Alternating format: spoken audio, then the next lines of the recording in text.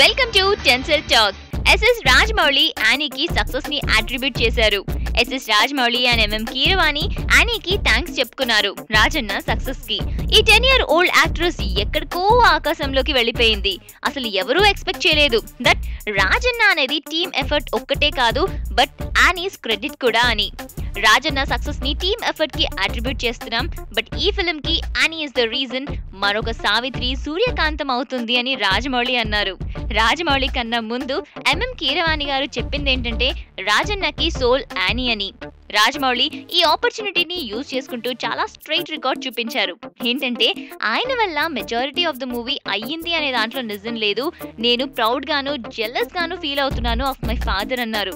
Film making అనేది మా నాన్న నుండి నేర్చుకున్నాను. జస్ట్ యాక్షన్ సీన్స్ తప్ప నేను ఏం చేయలేదు అన్నారు.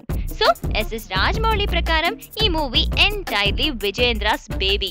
ఎనీవేస్, ఇలాంటి అప్డేట్స్ కోసం you also stay tune to indiaglitz.com.